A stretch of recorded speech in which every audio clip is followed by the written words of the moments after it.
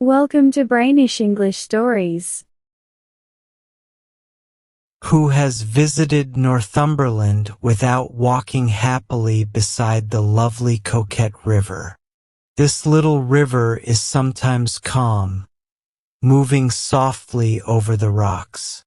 But when it rains, the river becomes wild, rushing fast and strong toward the ocean. Anyone who knows this river will remember Hareton Priory, a beautiful estate beside the water. The land is surrounded by hills on three sides, protecting it from cold winds. It slopes gently toward the river. The house is large and built in the old Tudor style. Nearby, the ruins of the first priory still stand. Long ago, monks lived there, but King Henry VIII gave the land to Ralph de Hareton. His family had owned it ever since. Each generation improved the estate. When the story begins, Mr. Richard Hareton is the owner. He spent a lot of money changing and rebuilding the house, though some neighbors thought he was spending too much. However, no one could deny that the priory and its gardens were beautiful. It was spring turning into summer, and the flowers were in full bloom. The estate, hidden by tall hills, looked like a fairy tale. A young man, Frank Dormer, lay on the soft green grass under a large tree. Mr. Hareton had met Frank walking in the area. When he learned that Frank had mutual friends in London, he kindly invited him to stay. Frank had planned to read in the library that morning, but the singing birds, warm sunlight, and sweet-smelling roses drew him outside. Frank had never seen such a beautiful place before. He might never see it again. Soon, he would sail to India for his new job in the civil service. He had been an orphan since childhood. His relatives did not care for him much. He had moved from school to tutor, then to college, never knowing a real home until now. The weeks at the priory had been the happiest of his life. As he lay there, he remembered riding with Mr. Hareton to visit nearby places, meeting friendly landowners, and taking quiet drives with Mrs. Hareton, who was always unwell. Most of all, he thought of his fun walks and playful moments with Florence, the Haretons' only daughter. He sighed, shading his eyes. Suddenly, a small hand pushed aside the tree branches. A bright, mischievous face appeared, then disappeared. A moment later, flower petals rained down on him. Laughing, Frank shook them off and looked around, but Florence had already run away, hiding nearby, her giggles giving her away. "Come out, Miss Mischief," Frank called, "unless you're running to get a broom before Johnson sees this mess. He cleaned the lawn just 2 hours ago. He'll tell Mr. Hareton about your untidy ways. I hope you get extra math problems and a long German lesson as punishment." Florence stepped out, smiling. She was a slim, delicate girl of 15, with deep blue eyes, almost black, and long, wavy golden-brown hair tied loosely with a matching ribbon. She studied with a strict governess for hours each day to become a proper young lady. But her mother, who was often unwell, made sure she also had plenty of free time. Growing up at the priory, away from visitors and their compliments, Florence remained a happy, innocent child. Still, she had one secret thought. If she ever left her mother and married, it must be to someone like Frank Dormer. Because she was young and Frank would soon leave.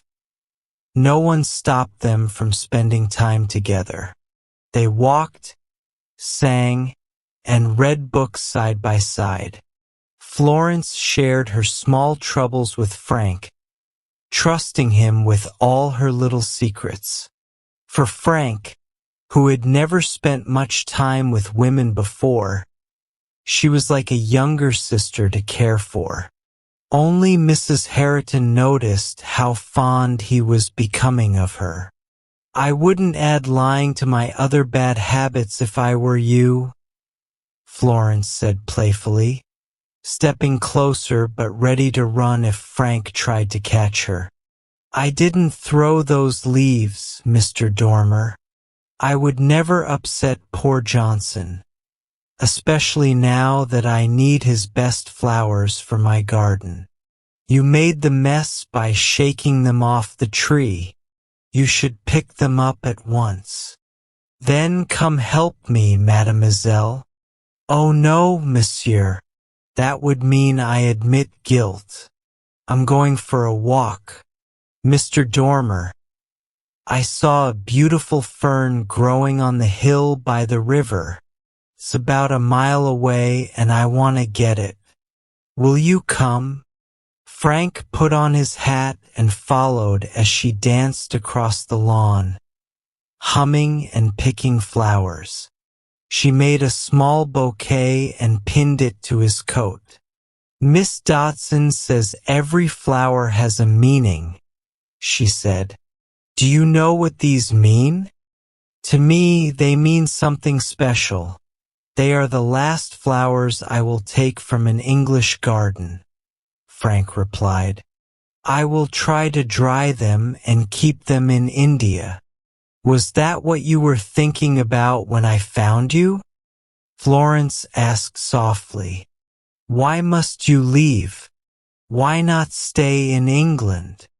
"I must go, Florence," Frank said gently.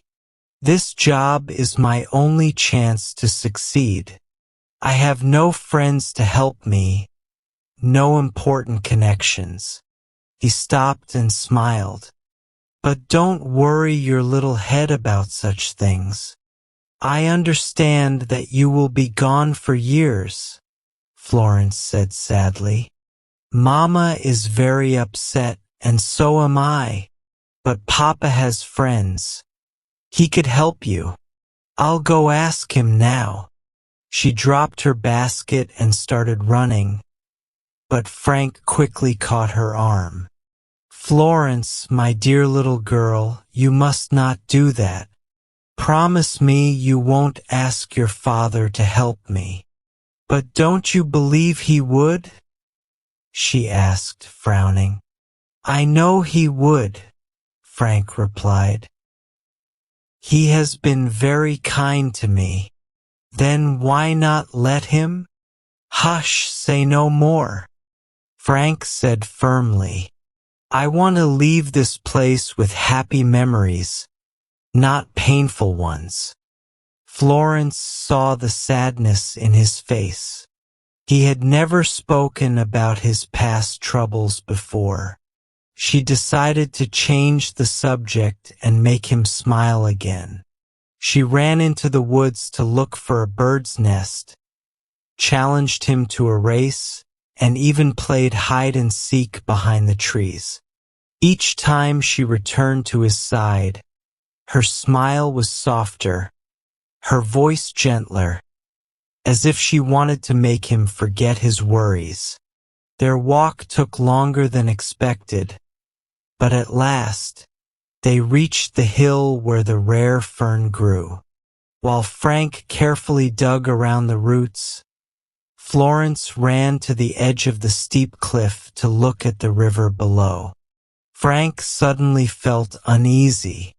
"Be careful, Florence," he shouted. "The ground is not safe.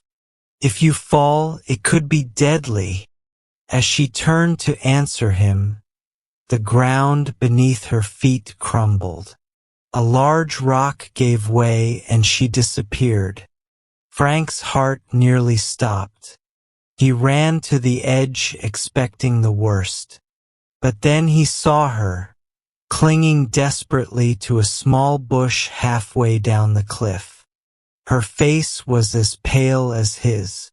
He clenched his fists, thinking fast. He couldn't reach her from above. The only way to save her was to climb up from the bottom. But that would take time. Would she hold on? "Florence, listen to me," he called firmly. "Do exactly as I say."